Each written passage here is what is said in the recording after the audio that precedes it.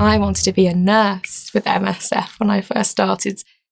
And I did a diploma in tropical nursing in London. And then I realised that, gosh, these women, they really need some good midwives. These women are dying, these babies are dying. So I think we can do something about this.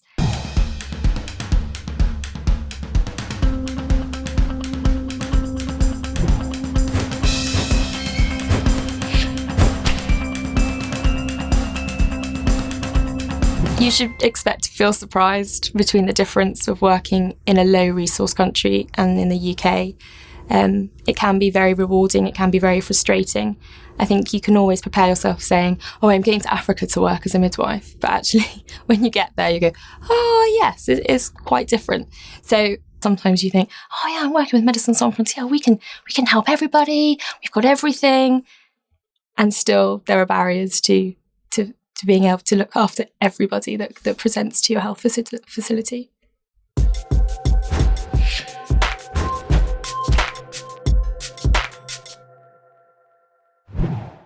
So as a midwife in the field, you will face delivering twins, breech babies, managing a postpartum hemorrhage, being the first person to look after a woman who's been raped, post-abortion care, caring for a women with a septic abortion, ectopic pregnancy, neonatal resuscitation, caring for very small preterm babies with very limited resources, eclampsia, severe preeclampsia, core prolapse. And for me, the most poignant of deliveries was face presentation. There was a lot of face presentation, brow presentation, mouth presentations that we don't really see so much in the UK because we're seeing a lot of these complications because women are having a lot of babies in the field because they don't have contraception.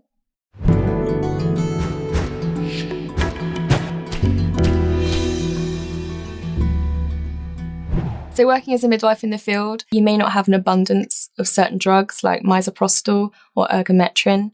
You may also find that you don't have piped oxygen, so there won't be an abundance of oxygen cylinders. The suction's probably going to be on a foot pedal. That's a full-time job. Someone needs to be on the foot pedal while another person is suctioning. You will also find that there probably won't be a massive amount of ultrasound gel. And all of our delivery packs, we had 5 in my project. So you're probably already adding up. That means I've only got enough for 5 deliveries. So what we do with all of the instruments is they have to be sterilised. So obviously that's quite a quick turnaround.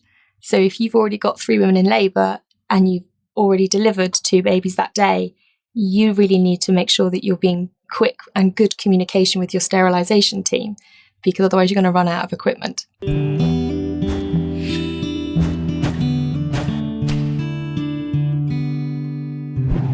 The worst thing about working in the field with MSF as a midwife, I think the language barrier, because there's always a barrier between you if you can't have a conversation.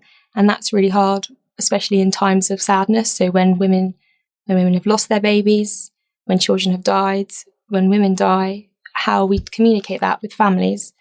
And I think that sometimes you don't need to speak the same language for you to understand. But I think that that's the really important thing about having your teammates around you, where they can say, I know how you feel, that happened to me last week, or, yeah, one of the kids that died last week and I felt the same, Claire. And so understanding that we are all human and that you're allowed to cry and you're allowed to be happy, but it is really hard.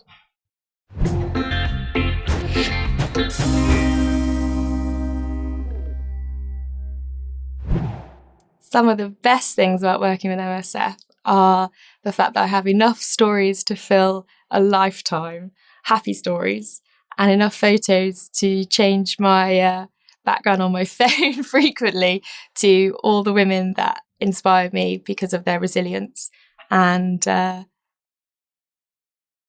the babies that we saved. And so the positive sides of the things that sometimes we don't focus enough on. So all the preterm babies that we could help, and all the mothers that came because they knew that they were in obstructed labour and they knew that they could have a caesarean section, they knew they would be looked after, and they knew that we could give them a blood transfusion. And seeing those women afterwards and seeing how grateful they were and their families made it all worth it.